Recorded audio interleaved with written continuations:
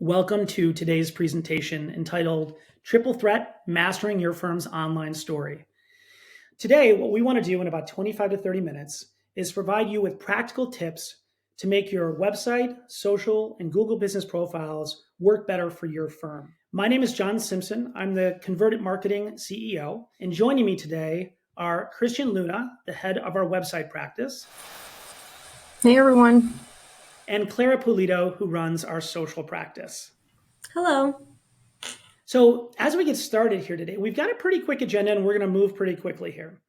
So what we want to do is talk about three things. First, we want to introduce the concept of owned media, what it is and why it matters to lawyers.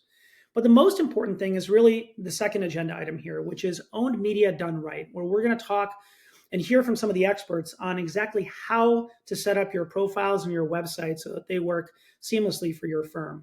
And finally, we're going to leave you with some very tactical tips on getting started on your owned media properties. So moving right along, let's talk a little bit about owned media and what it actually is. So owned media is really one part of a three-part marketing strategy. So all of media is put into one of three categories: owned media, earned media, and paid media. Earned media is the hardest to get. And what's encompassed in earned media is things like media mentions or press releases. In the social media world, it would be reviews and social shares. That's earned media. You've earned the right to be talked about, is the way I like to think about it. Paid media is where you're paying to be placed in high traffic areas. So think of this as pay-per-click on Google. Social advertising, certainly outdoor advertising would be paid media as well. And then finally, what we're going to talk about today is owned media. And the important thing about owned media is that it is what you can control, the properties that you own. So those properties can be a website, social channels, certainly a blog, videos such as YouTube, other content, landing pages.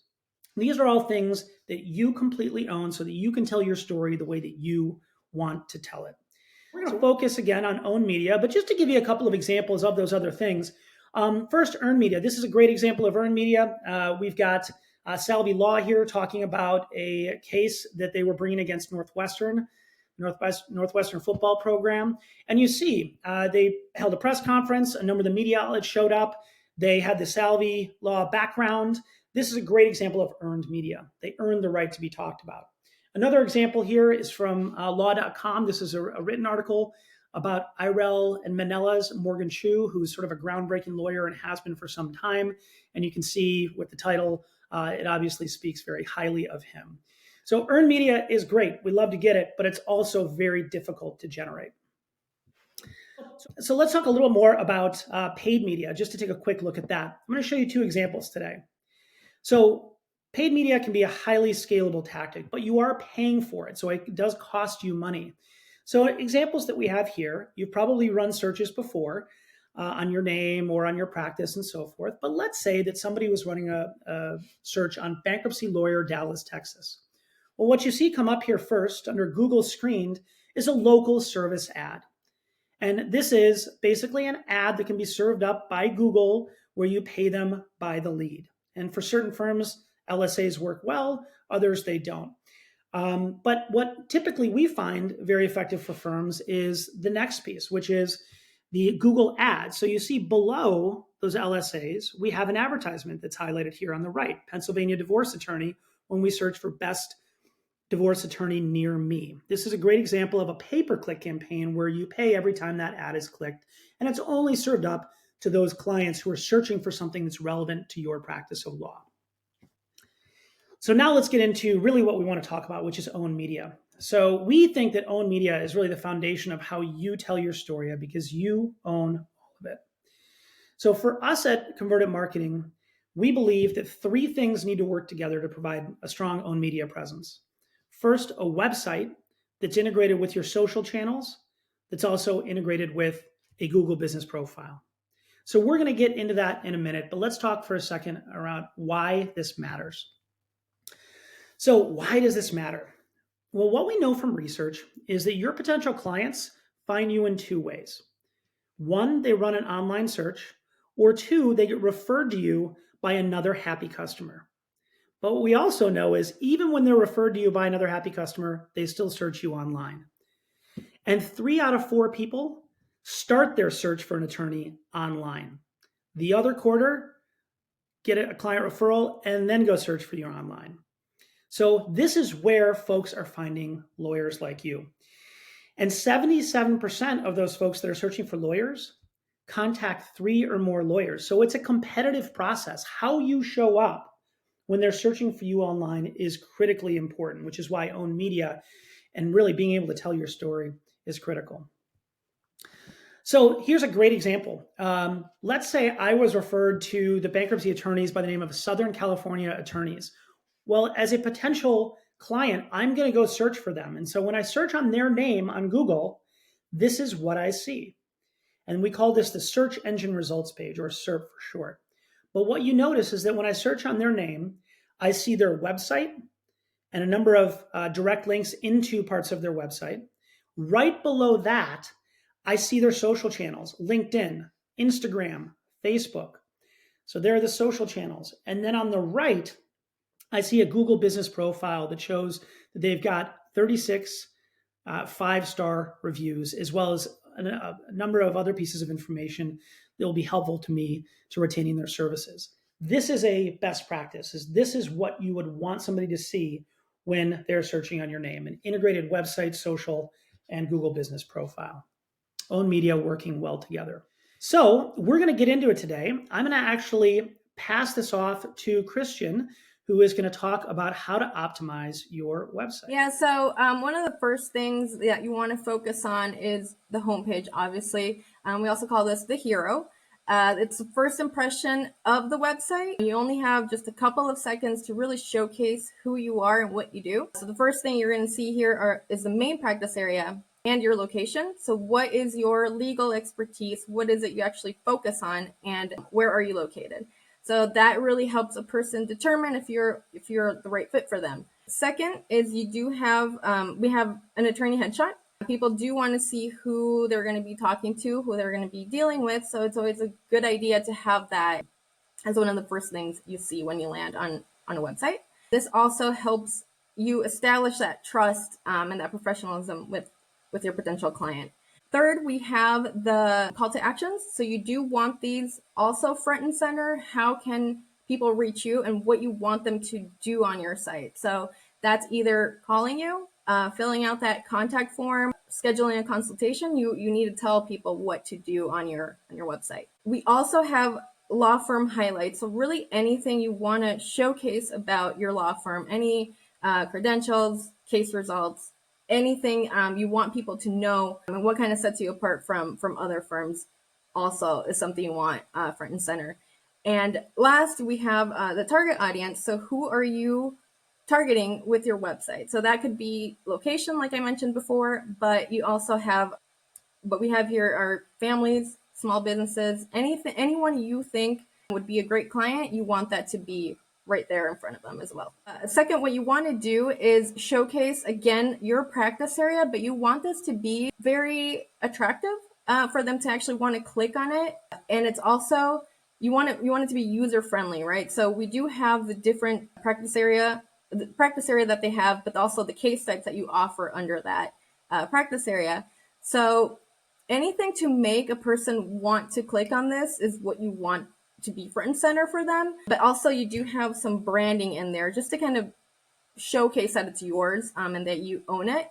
This really makes it easy for them to click and go to that next page where really is all the information that they are actually looking for. So once they actually click on that page that they want to read about, they will land on the actual content that you need to develop for your site.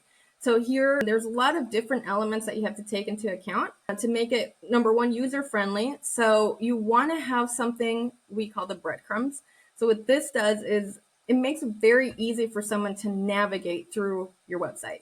So you land on the bankruptcy page, and I could clearly see the different case types that fall under bankruptcy. So if I'm interested, or I think I'm interested in Chapter 7, I would click on that page, read that content. Maybe I want to learn more about bankruptcy in general. So I go back to the bankruptcy page. And as you can see, the breadcrumbs make that very easy for you to do.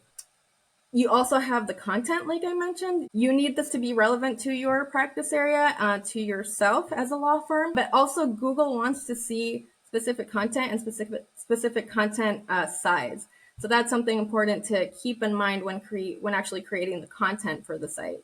And also, just as the rest of the website, you want clear call to actions again throughout the site, because they will read through it, but you still need to tell them to contact you. So that's something important you want to establish throughout every content page. And then another thing you do want to showcase are your client reviews. If you have them on any platform, I do recommend grabbing them from Google or sending people to your Google page to leave reviews. But anywhere you really have them, you want to showcase them.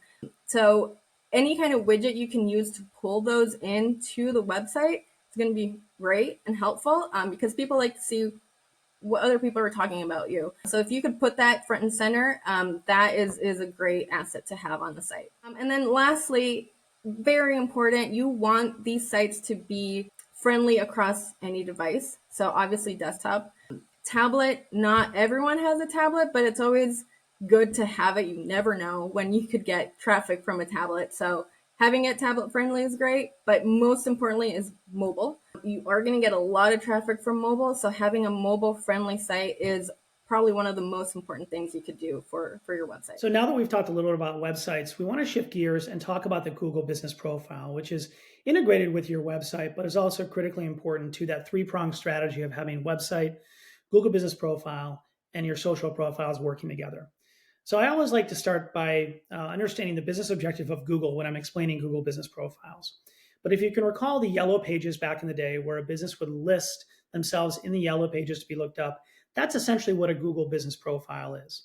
Google has made this available as a product, free product, to law firms and other businesses to help register their business and tell Google a little bit about your business so that Google can provide relevant search results.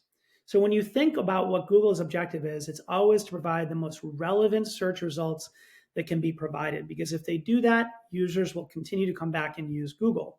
So by asking you for information about your organization and asking you to set up your Google Business Profile, that's exactly what they're doing. They're trying to categorize your business in a way that they can serve it up to other clients.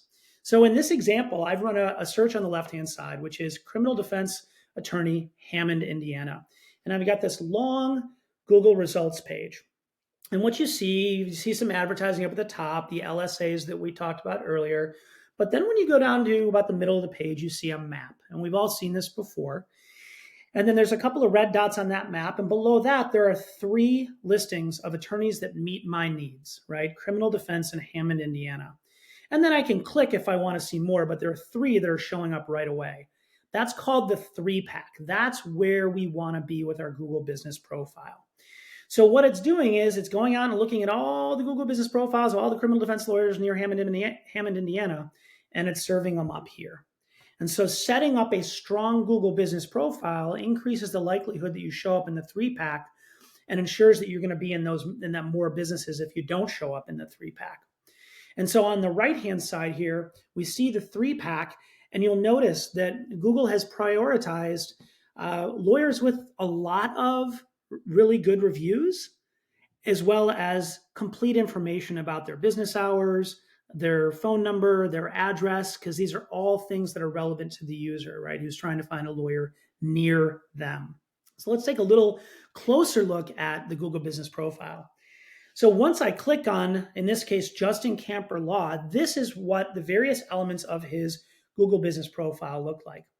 You'll notice that right here we have his hours of operation. Google will serve up lawyers who are open when you are searching, which is great. Critical, it's got his website, which is cross-linked to the website that he's got with them, so it knows where his website is and can direct you there.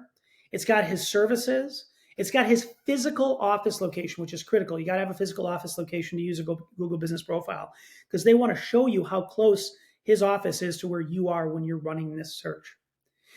You can go deeper into the services tab on his Google Business Profile, which clearly lists what he helps with. So if I just got a DUI, I can very quickly see that Justin handles DUIs as well as many other things.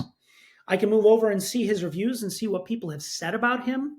So he's got 167 5-star reviews. That's one of the best that I personally have seen. But you can also read those reviews and break them down by a couple of categories here at the bottom.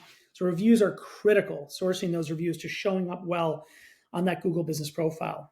And just one final comment here as we look at the Google Business Profile, updates. So keeping your Google Business Profile updated with regular updates about your area of law is another factor that Google looks at when it's choosing to serve your Google profile or somebody else's when somebody runs a search. So you have to continually post relevant, recent content to your Google Business Profile. We've also found that having anywhere between 8 and 14 images of your firm, of yourself, of your office also ranks higher on Google. And the reason this is important is that if you don't put your image up here on Google Business Profile, it will likely show the Google Street View of your office, which is probably something you don't want because Google Street View doesn't take very good photos. And oftentimes there's buses in front of them or all sorts of crazy things. But finally, we talked about the integration with the website. Let's also talk about the Google Business Profile integration with your social profiles.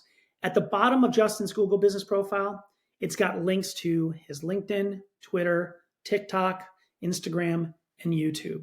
That's how these all come together to create a picture of Justin and help him tell his story. So we've talked about websites. We've talked about the Google Business Profile. I'm going to hand it over to Clara, who's going to talk a little bit about how social factors into the owned media equation. Hi, everyone. My name is Clara, as John mentioned, and I am the social media coordinator at ConvertIt.